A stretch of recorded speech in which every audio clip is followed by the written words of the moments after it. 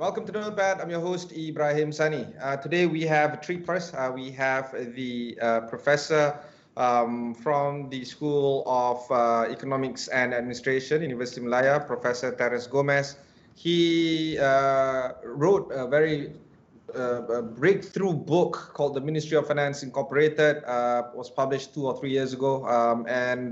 Since then, Professor Terence has been on the road talking about how the need for us to really think about how Malaysia needs to restructure GLCs, GLICs, and governments in business needs to be discussed at length. Terence, thank you for taking the time to speak with us. Let's do a quick recap into the situation we have right now. There's a lot of drama, there's a lot of scandal, lawsuits. Many of them are still ongoing. Nobody has yet gone to jail, strangely enough. But there seems to be something missing in terms of how we improve our corporate governance in this country. Let's do a quick overview on the lay of the land. Thank you, Ibrahim, for having me on this show. Let me start by saying when this GLC system was created, it was created to bring about a mechanism to solve social injustices, economic injustices in society that was a consequence of colonial rule. One example of a GLC which has done very well in redistributing wealth is FELDA. Another one is MARA. And look at the great work that MARA did in creating a new middle class through education. Look at what FELDA did by making landless people a landed gentry. Now, what happened subsequently was these public enterprises then got converted into what we call now as GLCs. They got captured by the state, by politicians in control of the state. And then they became tools that were used for patronage, for directorships to their loyal supporters. Now the whole system has grown exponentially. Today, the GLC world is huge because it's a tool for politicians to also dispense rents to cronies. And that's why we see all these scandals happening. The system is now totally out of control. And this is what the book is about. This is what my talks have been about. How do we reform this GLC system that is now deeply embedded in the economy? It is particularly important now because my starting point was this. The GLCs can play a very important role in the economy. They are present in every sector of the economy. But they must be professionally run and they must be employed to resolve social injustices or serious problems in the economy. That is not happening today. Yeah, the thing about this, Terence, is that when we talk about check and balances, it's always there. We have laws, we have the Companies Act, we have all the penal code in place, but there seems to be shenanigans still taking place in many of these GLCs. And like I said just now, nobody's gone to jail yet, despite billions and millions missing. And that's, of course, the criminal aspect of it. But then there's also the mismanagement elements of it. You were touching about the notion of how the GLCs came about in the country. FELDA, of course, is a prime example of that. But then their subsidiary company, FGV, when it was listed, it was the biggest listing in that year, second only to Facebook. And now it's just a shadow of what it was of itself. There seems to be something missing here. So it's anywhere it ranges from. So the spectrum is criminal on one end and incompetence on the other. And there's nowhere that the corrective behavior is in place. This is the part where it's really getting important for us to talk about because it's public wealth and it's also privatized profit that is being discussed and muddled together. And this is very strange to speak of. I don't know whether it's being seen in other countries. Ibrahim, the core concept that we need to deal with here is that of power. Where does the power lie? Who has ultimate power and control over these institutions? Now, if I may show you the first slide, can you please drop the first slide on the GLICs? You can see there's enormous concentration of power in the office of the Prime Minister and the Finance Minister. These are the government-linked investment companies. There's 7 of them, which control a huge spectrum of publicly listed firms. What we need to deal with here is the concept of devolution of power. How do we ensure that this power, which is so deeply concentrated in the office of the Prime Minister, which gives him also economic power, control over the economy, as well as we now know, we also have a very powerful executive. If you have a combination of political and economic power, we saw this also under Najib, and you saw the consequences of it. What good that could have come out from using these GLCs have unfortunately been betrayed by these politicians in whom this power lies. Now, this is what we have to look at. What is the institutional framework within which these GLCs operate in? That institutional architecture must be understood, and we must change it so that politicians do not have that kind of overwhelming influence over the GLCs, so that they can be deployed properly in the economy, especially at a time like this when we need them to work in our battle with COVID. Okay. This slide is actually quite orderly. It's quite interesting, but you have other slides that I looked before we started the show. Let's pull up the second slide. And this is, I don't know what to make of this. It seems like all these companies, the companies that you listed earlier in the previous slide, is in touch with all the other big names of the country, anywhere from Bursa Malaysia Berhad, which is in itself a trading company as well. Sime Darby, one of the biggest plantations in the world. Media Prima, Tenaga Nasional, Axiata, Malaysia Airports. These are household names. And this is, quite frankly, nothing new to us. Everybody is aware of this, but nobody has seen it quite this way, in where it is intricately connected through a web of connections. So if you look at the first slide, I drew attention to 7 GLICs. That's Minister of Finance Incorporated, the holding company of the Minister of Finance, PNB, Khazanah, EPF, Tabung Haji, KWAP is the fund for pensioners, government pensioners, and LTAT is the pension fund for those in the armed forces. These are not so familiar names. However, when we look at just these 7 institutions, what you're seeing here now in this slide is the number of publicly listed companies that they control. We are talking here about 35 odd companies, but if you go down the list, the total number we have traced, at least 70 publicly listed firms are controlled just by these GLICs. Now, what that means is, in terms of total corporate wealth, just these companies own about 45% of market capitalization. That's huge. I want you to come down now to the next slide. Just these publicly listed companies. If you come to the next slide, now this captures the huge spectrum of companies that these 7 GLICs with these 35 publicly listed firms. Look at this figure. The figure in green shows you the number of companies in the corporate sector that are linked through ownership, either as subsidiaries or as associate companies, or companies in which they have equity interest in. The GLC world is huge. And here I'm talking only publicly listed firms. Now, this is what is not known to most Malaysians, how vast these publicly listed companies are in terms of their presence in the corporate sector. And all this is ultimately controlled by... Sorry, Terence, I've got to stop you there. So each and every single node has a predetermined market capitalization. It's traded. I can go out there and buy a slither of it. And each of this is controlled by some form of GLC, GLICs, meaning that Malaysian public listed landscape, or the capital markets, so to speak, is very much entrenched with the government. Or am I reading this wrong? Yes. It's entrenched in the sense of equity ownership in some form. It's entrenched in the sense that if you look at the volume of equity interests that the GLICs and other government-related companies have. Let me remind you, even state governments own GLCs, which are also part of the corporate sector, which also own equity interests in the corporate sector. That's another world that we have to look at, which I'm not showing here. But yes, they are deeply embedded in the corporate sector. This world has to be deconstructed carefully, has to be reformulated in an open and transparent manner, so that we know exactly how these companies are operating, we know exactly how they can be governed in a manner in which there is disclosures to the investors, so that they understand what they are getting into also when they invest in the publicly listed firms. If I may, this is just publicly listed firms. Can I go down one more slide? If you show this slide, so far I've only been talking about publicly listed firms. Here is a slide entitled Ministries in Business. Now, as you know, we have a huge number of ministries in the cabinet.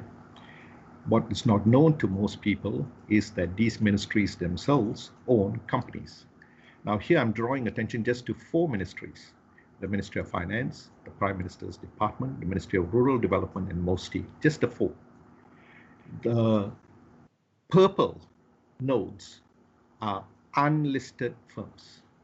So what here I'm drawing attention to is, if earlier we saw the publicly listed world in which the GLCs are a prominent actor, here I'm showing you the unlisted companies in the corporate sector, which are also controlled by politicians through their control of their respective ministries. How big is this GLC world? Mahathir Mohamad, when he was in opposition, referred to this world as a monster. When he captured power, we thought that he was going to reform this world, make it open, make it transparent, take it out of the shadow, let Malaysians see what we're dealing with, reform it. But he didn't do it. Why didn't he do it? Because when Mahathir returned to power, after all, this is the world that he created, when he returned to power, he realized as Prime Minister, he also now had control over these GLCs, both listed and unlisted companies. And he didn't seem to have the political will now to fulfill what he had put in his own manifesto. Let me remind you, I'm only showing you the federal level GLC world. I repeat, what about the state level GLC world? We have 13 state governments. Each of these 13 state governments after the last election, 8 of them were controlled by different parties. What that means is 8 different parties control state governments which control GLCs. Why would politicians, if they control this GLC world, want to give up control of their interest in the corporate sector? My point is, and I want to close on this, there's no political will among politicians in power at the federal level or at the state level to give up this overwhelming ownership and control that they have over the corporate sector. And therein lies the problem with why this GLC world is so abused, which brings us back to the question that you raise. Why are we having all these scandals, all these issues with corruption, abuse of power, conflicts of interest? This is what we need to reform immediately. All right. We'll go for one short break before we continue our conversation with Professor Terence Gomez of University of Malaya.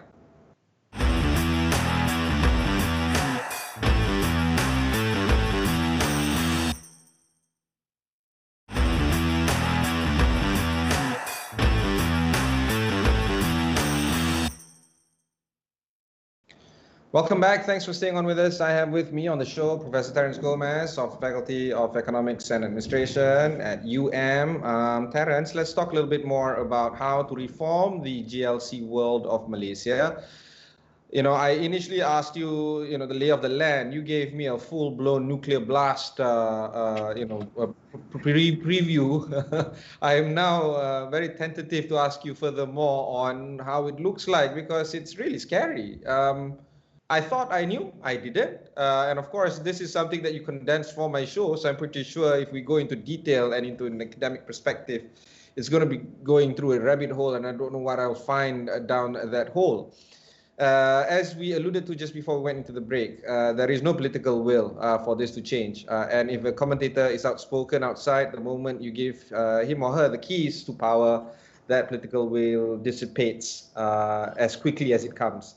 So now, do we have to look at other avenues to reform the GLC world? What other methods are there for us to look at, and what can we as the Rakyat do to ensure that there will be some form of reform in order for us to make sure that this country, doesn't go down the drains?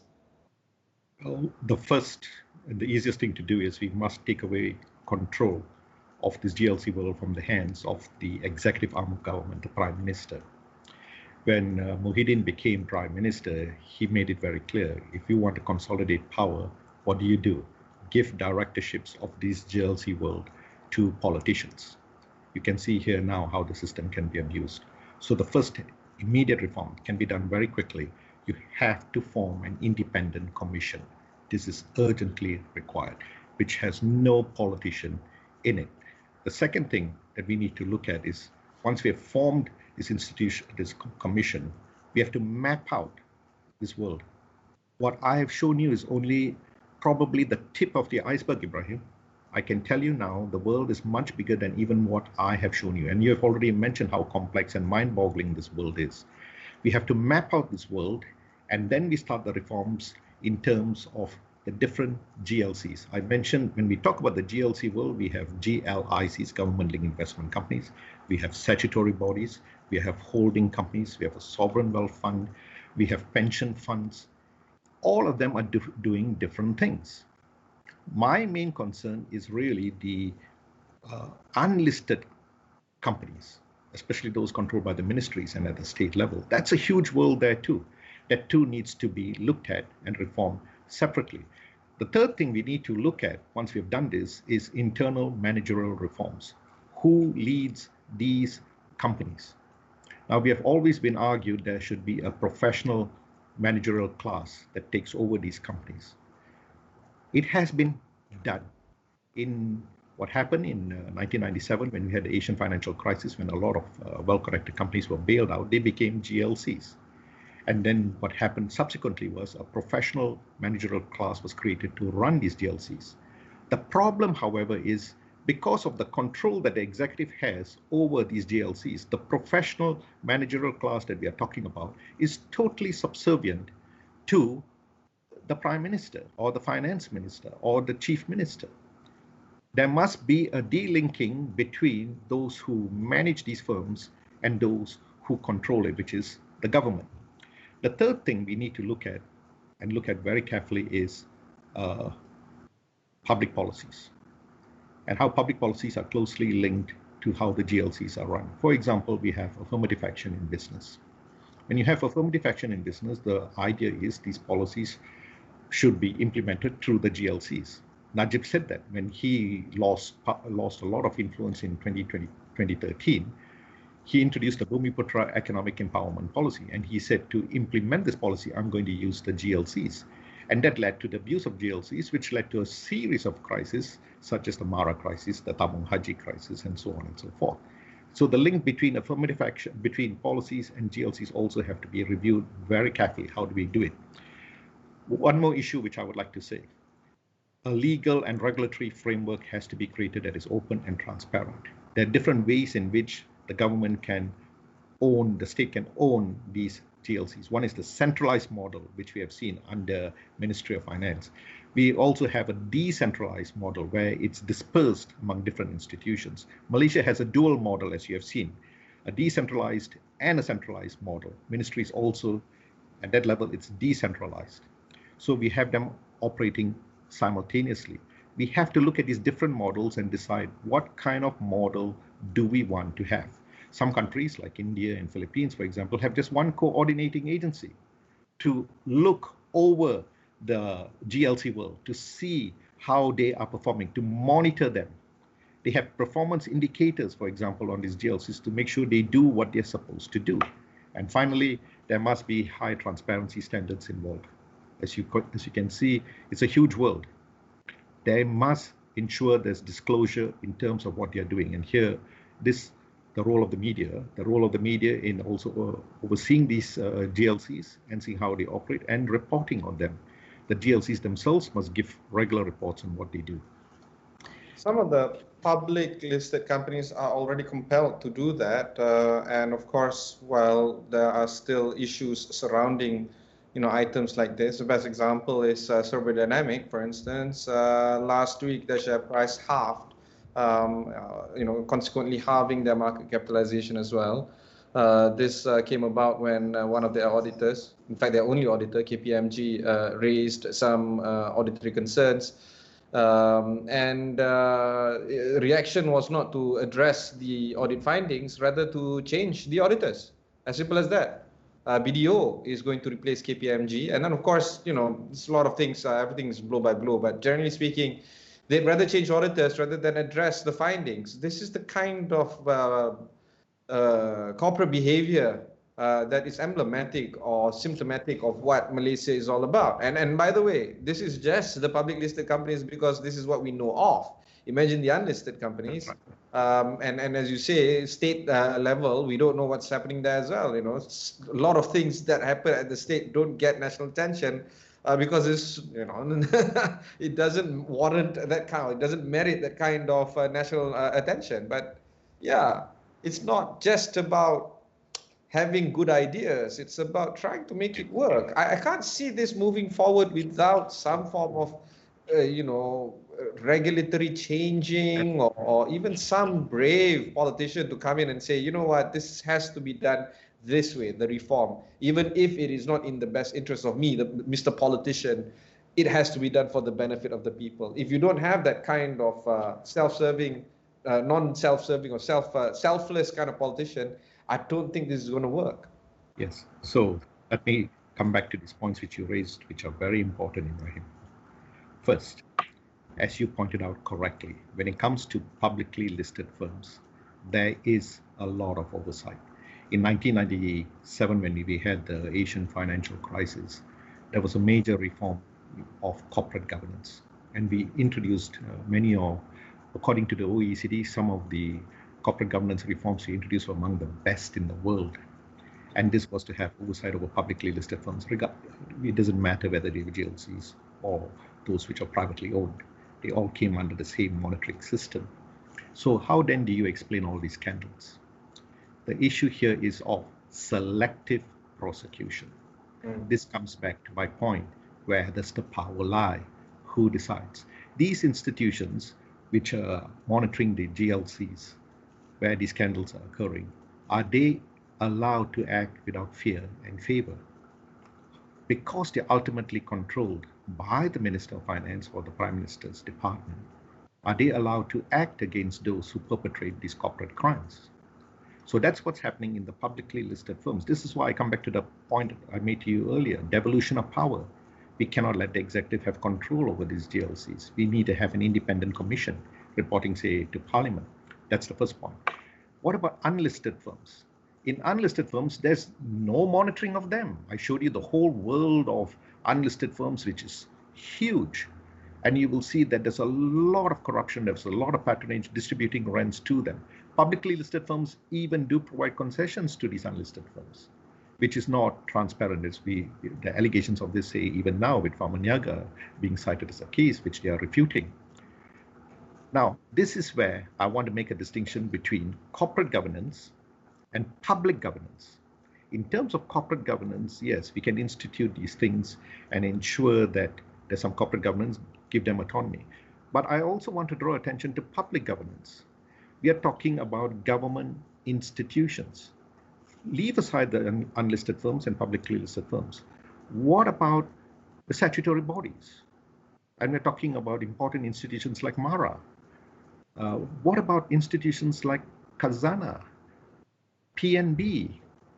You know, those who are PNB, okay, it's a company, but look at those institutions too. So there's also need to be a reform of the public governance system. What does that mean? Again, a different kind of regulatory framework where there is checks and balances, proper checks and balances. So these are the issues that, Ibrahim, we really need to think about. I'm not saying that I have all the answers. I'm not saying that we have looked at it carefully enough, because we still haven't, as I said, we've only touched the tip of the iceberg. We need to look at all these different aspects of the GLC world. There are different components to the GLC world. There are different ways in which we regulate them. There are different ways in which we monitor them.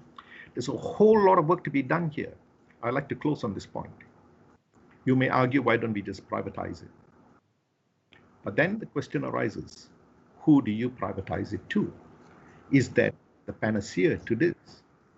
In the country today, we have a problem of wealth and income disparities, huge wealth disparities. If we privatize this world, which now belongs to Malaysians because it's under the control of the government, who ultimately takes ownership of all this wealth? These are other important questions we need to look at, we need to think about, we need to debate. So, Ibrahim, there's a lot of issues to be discussed here. Politicians, as you ended in your comment, have no political will to do it.